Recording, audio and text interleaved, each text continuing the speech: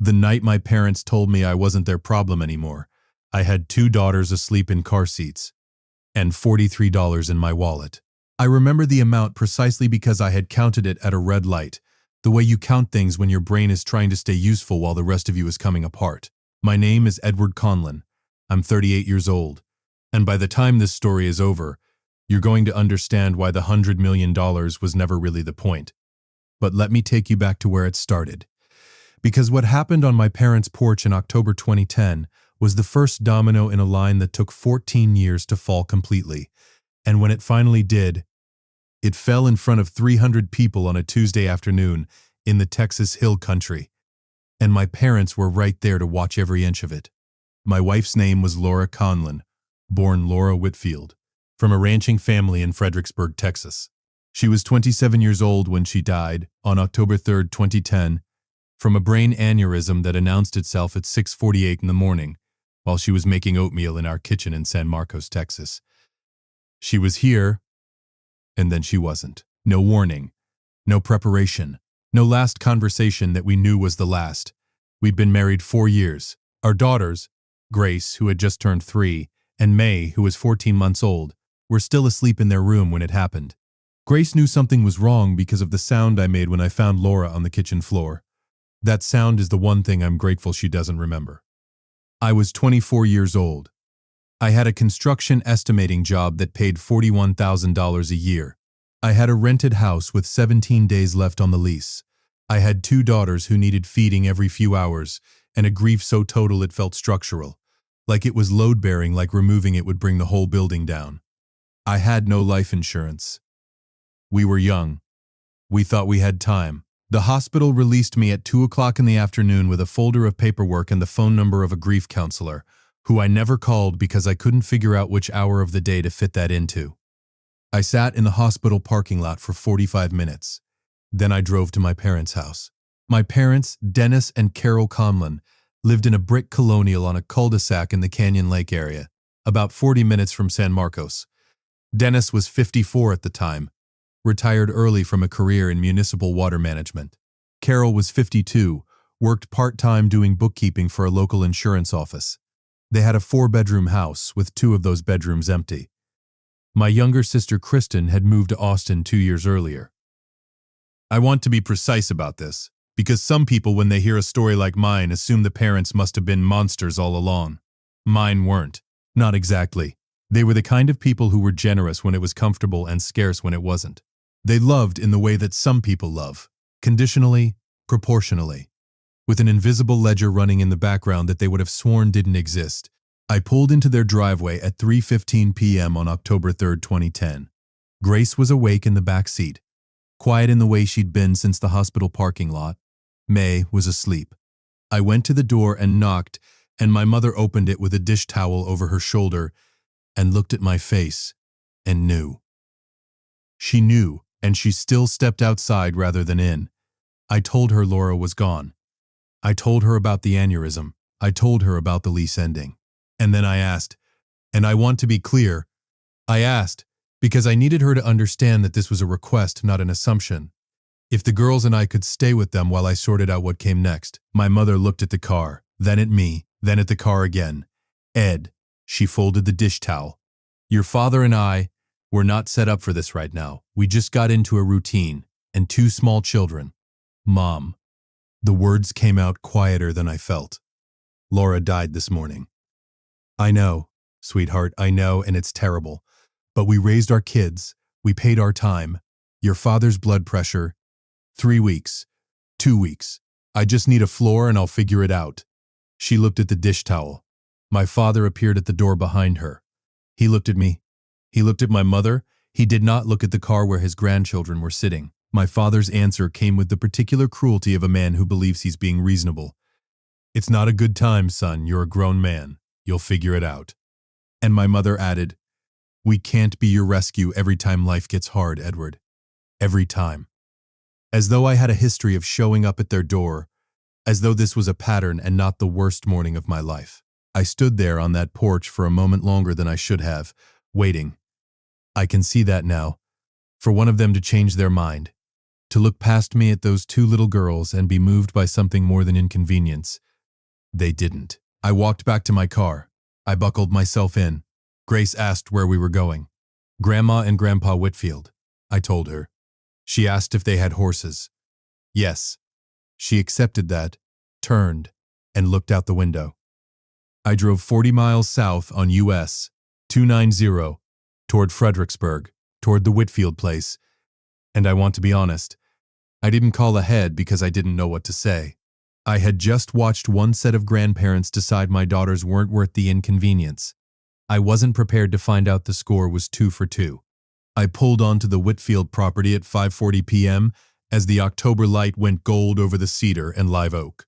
Frank Whitfield, Laura's father, 58 years old at the time, lean and weathered in the way that men get after 3 decades of working land, was coming out of the barn when my headlights swept the drive.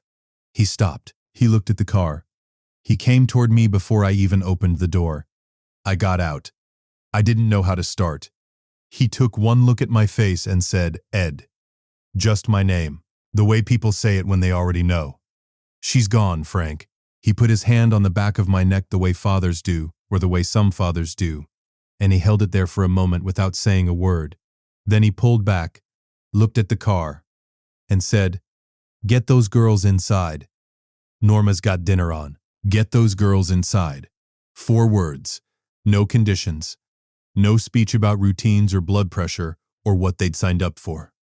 Norma Whitfield, Laura's mother, 56 years old, a woman who ran a 200-acre cattle and horse operation alongside her husband and still found time to make the best biscuits in Gillespie County, opened the back door of my car before I'd even reached it. She unbuckled May from her car seat and held her against her shoulder and looked at me over the baby's head with wet eyes and a set jaw, the face of a woman deciding to hold herself together for the sake of people who needed her to. "Come inside. You're going to eat something." It was not a suggestion. I sat at the Whitfield's kitchen table that night and ate a bowl of beef stew I couldn't taste because grief does that, flattens everything sensory into a kind of gray static. But I ate it because Norma had set it in front of me, and that felt like the minimum I could do to honor what she was offering. Grace ate most of hers and asked if she could see the horses in the morning. Frank told her she could name one of the new colts if she wanted. Grace thought about it very seriously and said the colt's name should be Butterscotch. Frank wrote it on a notepad and told her it was official. That night, they put the girls in the room that had been Laura's growing up, pink curtains and a bookshelf full of horse figurines, and a rag rug on the hardwood that Norma had braided herself one winter. I slept on a pull-out sofa in the study with a stack of quilts and a nightlight on in the hall so May wouldn't wake up scared in a new place. I didn't sleep much. But I wasn't alone. And at 24 years old, with 2 daughters and $43, not being alone was the whole world. I didn't know it that night. But I had just arrived at the place that would become, over the next 14 years, the foundation of everything. The Whitfield operation was, at that time, a working cattle and horse ranch. 200 acres of hill country land outside Fredericksburg, running about 60 head of Hereford Angus cross cattle and a small remuda of working quarter horses. Frank had supplemented with some recreational horseboarding to manage the margins, and Norma ran the books with the same no-nonsense efficiency she applied to everything else. The ranch turned a modest profit most years. Not enough to get comfortable, but enough to stay. I had a degree in civil engineering that I had been using to estimate commercial construction projects. It was decent, steady work. But I had grown up in a suburban house in Canyon Lake, not on a ranch, and I knew approximately nothing about horses beyond the fact that they were large and had opinions. What I knew was numbers, structures, load and stress, and the math of things that had to hold. In the first weeks at the Whitfield place, I told Frank I wanted to earn my keep, not as a favor, but as a condition I'd set for myself, because I came from people who believed in ledgers, and I couldn't fully shake that yet even when I was trying to. Frank put me to work on the fence line, which needed resetting along the south boundary.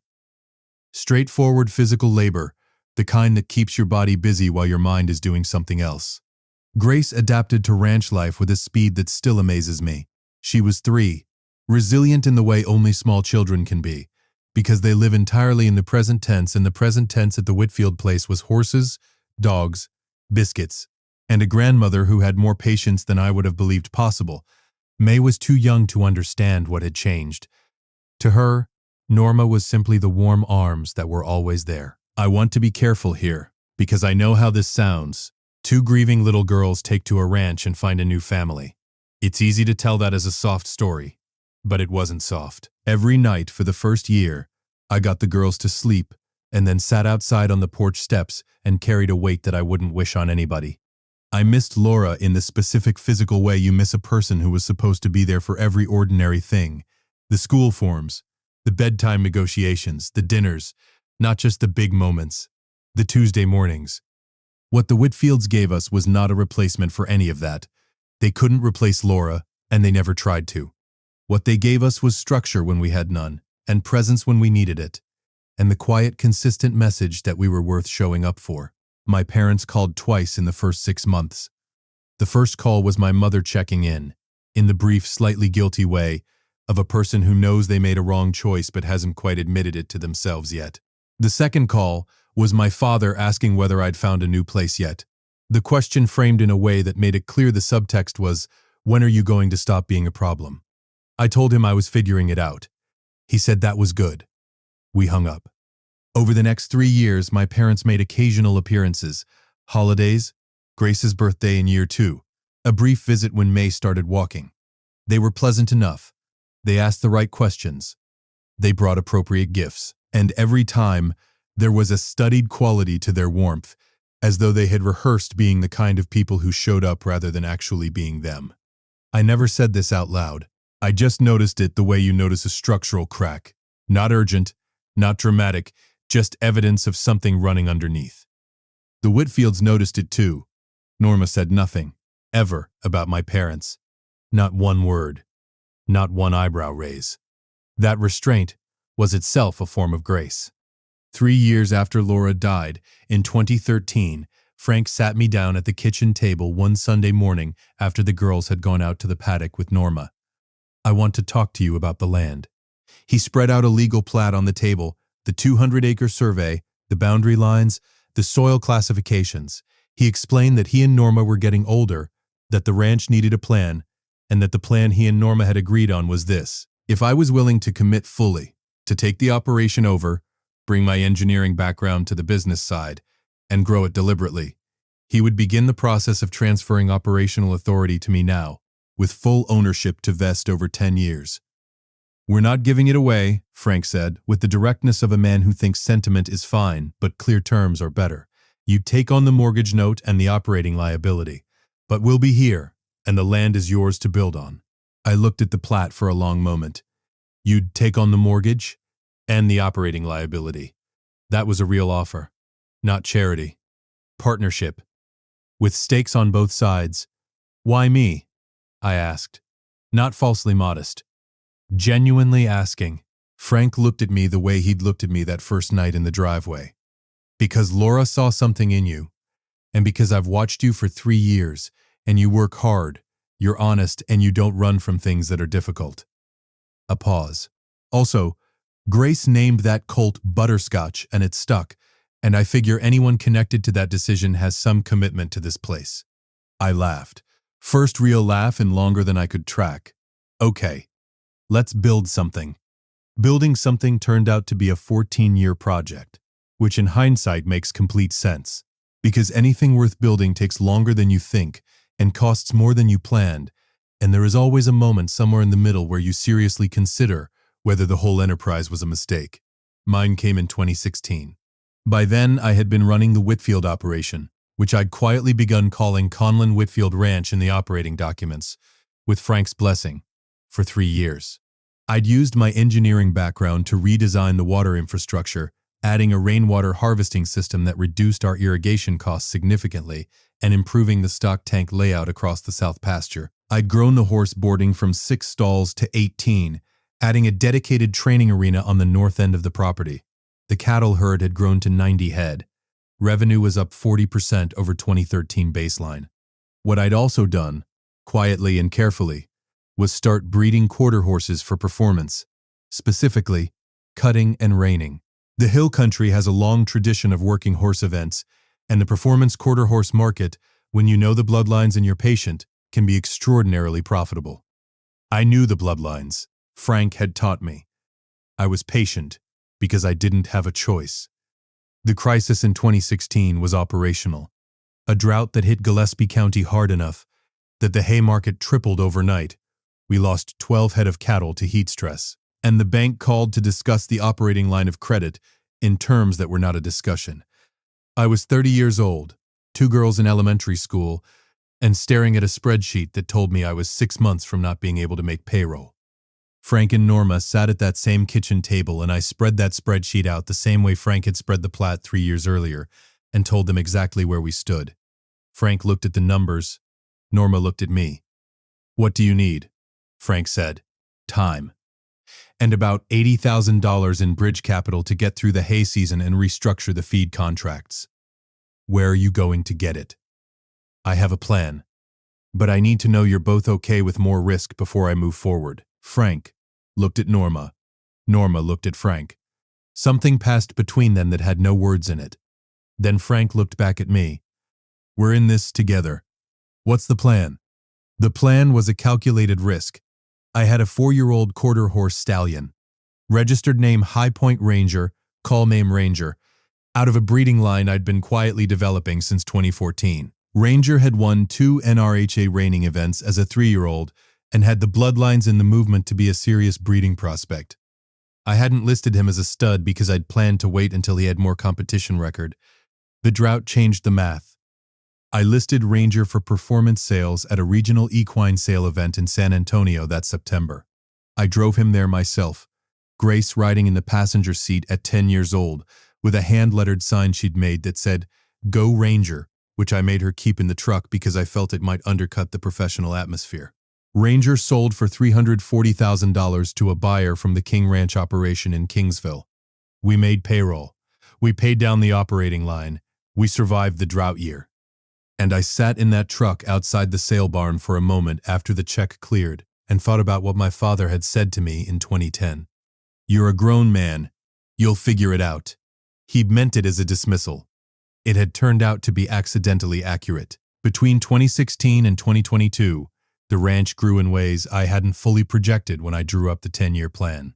The performance breeding program became the primary revenue engine, producing horses that competed and placed consistently at major NRHA and NCHA events.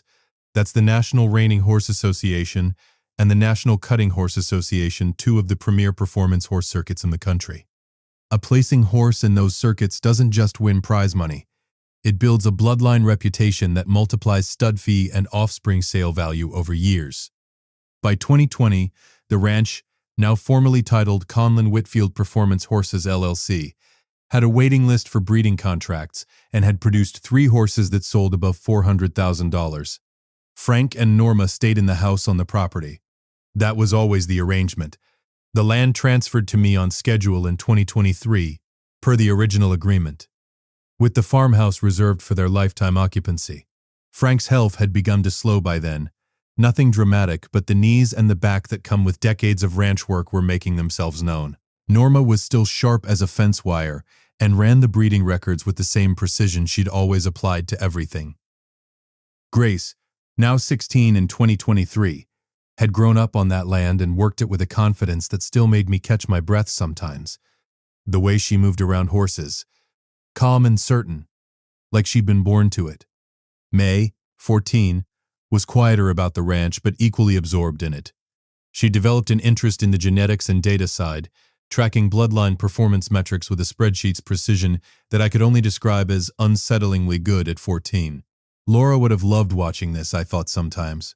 Usually in the evenings, when the light went gold over the hill country cedar and the horses moved in the near pasture and the house smelled like dinner, Laura would have been insufferably proud. In early 2023, I was approached by a private equity real estate group based in Austin that had been quietly acquiring hill country ranch properties for a larger consolidated development project targeting high-end recreational land use.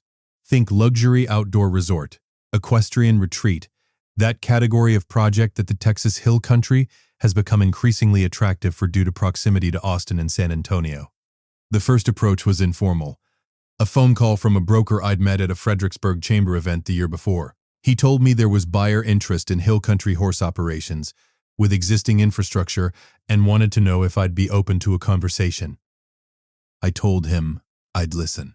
Over the following 4 months, I had conversations, retained a transactional attorney in Austin named Philip Hartley, and arrived at a number that, when Philip put it in writing and slid it across the conference table, made the room feel slightly tilted. $102 million for the land, the improvements, the infrastructure, and the operating business assets. The breeding bloodline archive, the genetic documentation, the registration records, the competition history, transferred separately in a licensing arrangement that allowed me to continue a smaller breeding operation if I chose. The farmhouse and 2 acres surrounding it were excluded from the sale, per an irrevocable reservation I'd insisted on in the early structuring conversations. Frank and Norma's home stayed theirs. That was non-negotiable from the first conversation, and it never came up again after I made that clear. I signed the agreement on March 14, 2024. I was 38 years old. My parents found out about the sale the way most people in my extended circle did, through a local business brief in the Fredericksburg Standard Radio Post, which ran a small item on the ranch transaction in late March 2024. The item mentioned the sale price and my name. My mother called that same afternoon. I let it ring. I wasn't ready for that conversation. Not yet. She left a voicemail. It was warm, warmer than anything she'd left in the previous 14 years. The news, the pride, the too long gap. She and Dennis would love to come to the celebration, she mentioned. If we were planning one. The celebration she'd heard we were planning. I stood in the kitchen and listened to that voicemail twice. Then I called Philip Hartley and asked him a legal question about trust structures. Then I called Grace into the kitchen and told her what I was thinking about doing. Grace is 16. She listened the way she always listens, still and complete, the way her mother used to. When I finished, she was quiet for a moment. Then, do Frank and Norma know? Not the full plan. Not yet. Are you going to tell them before? No, I want their reaction to be real. She thought about it. Okay, a beat. Dad, Grandma Carol's going to make a face. I know. I want to see it. Me too, kiddo. The celebration was scheduled for Saturday, April 27, 2024, on the ranch grounds, technically the last weekend before the buyer's formal possession date, which meant the land was still mine and I could use it for one final event. 300 guests, catered by a hill country barbecue outfit out of Johnson City, a temporary stage set up near the old training arena. Frank had wanted a tent in case of rain. I'd told him to trust April. He'd given me the look of a man who has farmed in Central Texas for 4 decades and knows better than to trust April. He was right. As it turned out, there was a brief rain shower around noon that cleared out by 2 p.m. and left everything smelling like cedar and wet limestone, which is the best smell in the world and I will not hear otherwise. My parents arrived at 1:45 p.m. in Dennis's truck. My mother had her hair done. She was wearing a blouse I didn't recognize. My father had on his good boots. They walked in with the energy of people who had been thinking about this moment and had decided to treat it as a homecoming. My sister Kristen was there too. She'd driven down from Austin with her husband, Tom. Kristen and I had maintained a relationship over the years that was honest if not close. She knew broadly how things had gone in 2010. She had not been the one who turned me away, but she had also not been the one who pushed back on the people who did. At some point, you have to make peace with that category of person. Not the perpetrators, just the witnesses who decided the cost of speaking up was too high. I'd made that peace mostly. Kristen hugged me when she arrived and said she was proud of me, and I believed her. My parents found me near the stage about 30 minutes before the program started. My mother hugged me and held on longer than she usually did. My father shook my hand and said, "Son, what you've built here." His voice had something in it I didn't recognize right away. Then I placed it. It was pride. Genuine, unqualified pride. And the complicated thing, the thing I want to be honest about, was that it landed. It still landed, even now, even after everything. Because that's what fathers do when they finally say the thing you needed. They say it too late, and it still means something and you have to figure out how to hold both of those things at the same time. I told them I was glad they could make it. I meant it in the way you mean things that are true and also insufficient. I didn't tell them what was coming. The program started at 3 p.m. Philip Hartley stood at the podium first, ran through a brief business summary for the assembled guests, context for the transaction, the history of the ranch, the scope of the sale. He was precise and unhurried, the way good attorneys are. Then I walked up. 300 people. Hill country neighbors, horse industry contacts, auction house representatives, magazine editors from Western Horseman, and the Quarter Horse Journal. Frank and Norma's church community, the girls' school friends, ranch hands who'd worked with us over the years. People who had shown up for this land in one way or another. Frank and Norma were in the front row. Frank had his good hat on. Norma was sitting perfectly straight with her hands folded in her lap, the way she sits when she's trying not to show that she's nervous. I looked at them for a moment before I started. They still don't know. Good. I started with the ranch, the land, what it had taught me, what I'd put into it, what it had given back. I kept that part short because the people in this crowd already knew the story and didn't need a summary. What they didn't know was what came next. Before we finalize anything today, I told the crowd, I want to announce two things that matter more to me than any transaction. I nodded to my left. A banner unfurled from the temporary stage rigging, the design I'd worked on with a graphic firm in Austin for 3 weeks. Clean and bold and right. The Laura Conlon Foundation for Rural Family Stability. I heard Norma make a sound. I kept my eyes on the banner for a moment. My late wife, Laura Whitfield Conlon, grew up on this land. She loved it, and she left it behind too young. And she left 2 daughters and a husband who didn't know what to do with themselves. The foundation is funded at $5 million from the sale proceeds. Its purpose is to provide emergency support and resources to families in rural communities facing sudden hardship, specifically families who have lost a primary earner and need a bridge to something stable. Because in October 2010, my family needed that bridge, and the people who built it for us are sitting right there. I pointed directly at Frank and Norma. The crowd turned. I saw Frank put his hand on Norma's. Frank and Norma Whitfield took in a 24-year-old widower with 2 toddlers on the worst night of his life. They didn't ask what we could do for them. They set 2 more plates. They handed my daughters a home, and they handed me a purpose, and they asked for nothing in return. Not in 14 years. Not once. A pause. Let it land. So the second announcement is this. The farmhouse and the 2 acres surrounding it, the parcel reserved from the sale, will be transferred by deed to Frank and Norma Whitfield this week, free, clear, and in perpetuity. Their home. Always. The crowd rose. Not politely, actually rose. The way people stand when something moves them before they've decided to. Frank looked straight ahead for a moment. He was doing the thing men of his generation do when they're trying not to cry in public. Jaw set, blink slow, breathe through it. Norma was not attempting that discipline.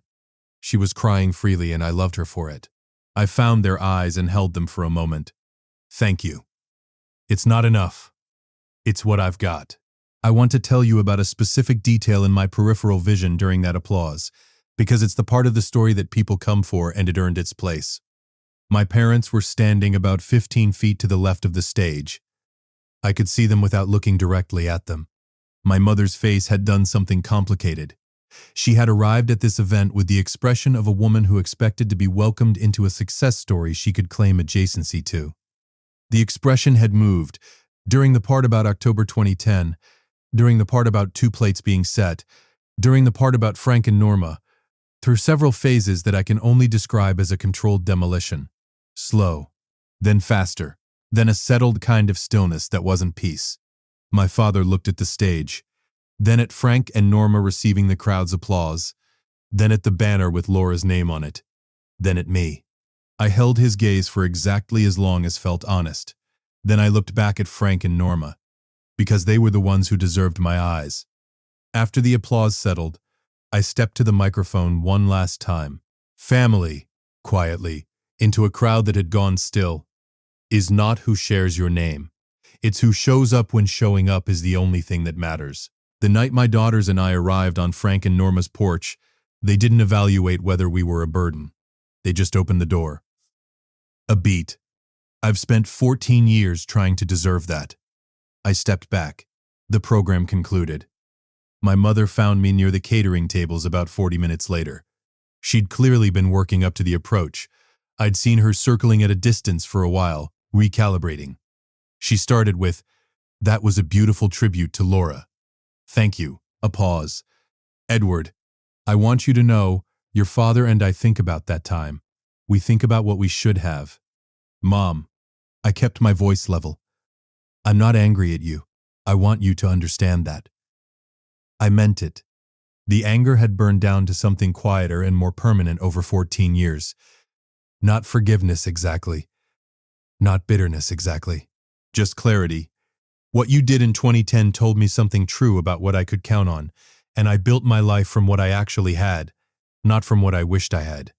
That worked out. She looked at me. Something in her face was working.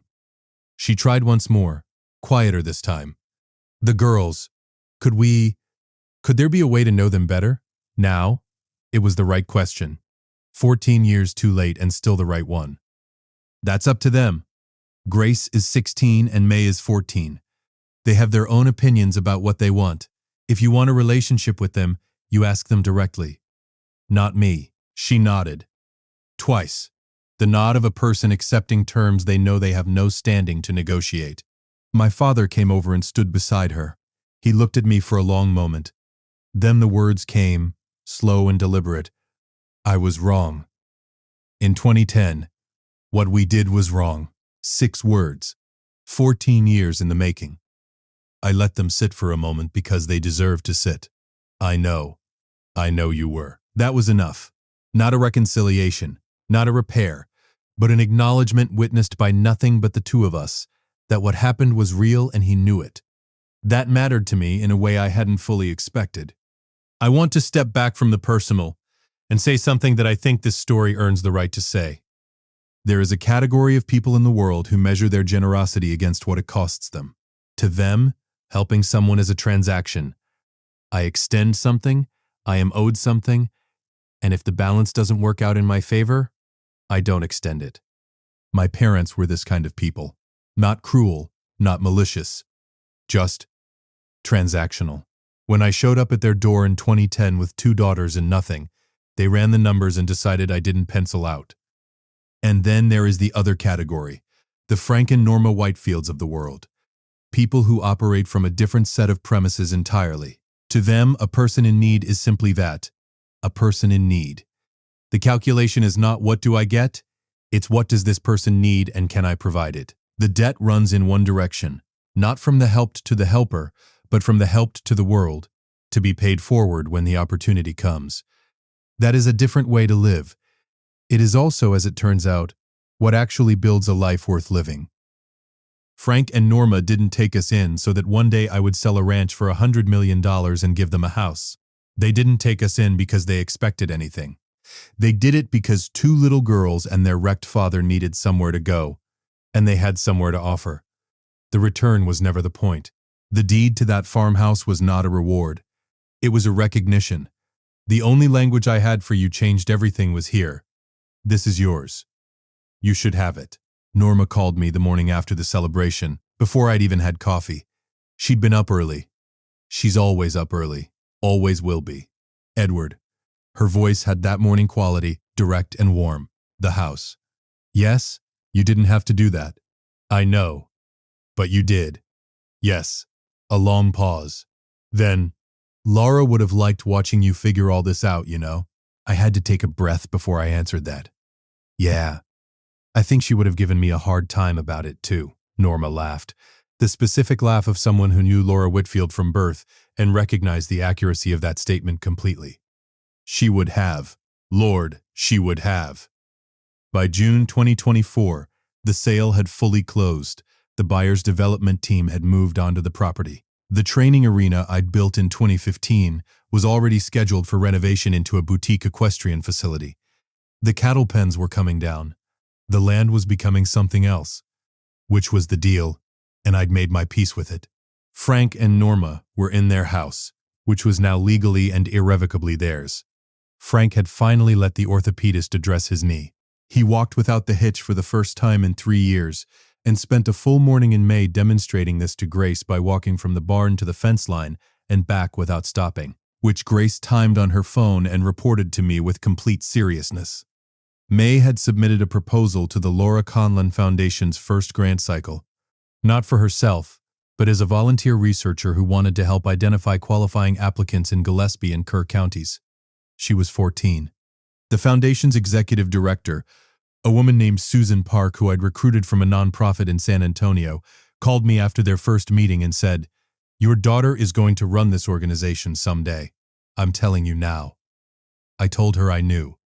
My parents came to Fredericksburg once in the summer, in July 2024, for a visit the girls had agreed to. I was present but stayed in the background. Grace was cordial and watchful. She has her mother's ability to be gracious in a room without giving more than she's chosen to give. May was polite and slightly distant in the way 14-year-olds are when they haven't fully decided what they think yet. My mother brought banana bread. My father helped Frank move some stored equipment from the tool shed without being asked, which Frank told me afterward was, in his estimation, a reasonable starting point for a man. Nobody cried. Nobody said anything definitive. The door was open an inch, which was more than it had been in 14 years, and I left it there to decide its own direction. The Laura Conlon Foundation gave out its first grant that September, $18,000 to a 26-year-old single father in Kerrville, Texas, who had lost his wife to a cardiac event 6 months earlier and was trying to keep his 2 sons in the house they'd lived in since before the boys could remember. He'd applied with a 2-page letter that May had flagged for the review committee, citing the passage where he described counting the money in his wallet in a hospital parking lot. She hadn't told me that detail when she flagged it. When Susan Park sent me the application summary and I read that line, I had to put my phone face down on the counter and stand at the kitchen window for a while. The number was $43. $43. Different man, different hospital parking lot, different state. But close enough that I felt the specific weight of it in my chest like something I'd carried for 14 years and just set down. We approved the full amount the same afternoon. Grace turned 17 in October 2024. We had a small dinner at Frank and Norma's, the house that was now officially, legally, permanently theirs, and Norma made the biscuits and Frank grilled, and May got into an extended argument with Grace about the correct name for the color of the sunset, which somehow escalated to involve a color wheel May had looked up on her phone. I sat at that table and looked at my daughters, one arguing confidently about mauve versus rose gold, one pointing at a phone screen as legal evidence, and thought about a kitchen floor in San Marcos in October 2010, and a 4-hour drive in the dark, and a man who came out of a barn in the headlights and said my name like he already knew. The $100 million bought us the deed and the foundation and the house for Frank and Norma. What it couldn't buy, what couldn't be purchased at any number, was what was already at that table, what was already built, what had been built from nothing, slowly, over 14 years of showing up, by people who never asked what they were going to get for it. My father had said I'd figure it out. He was right. I just needed the right people to figure it out with. If you liked this story, join our community by hitting that like button and subscribing for more family-centered accounts like this.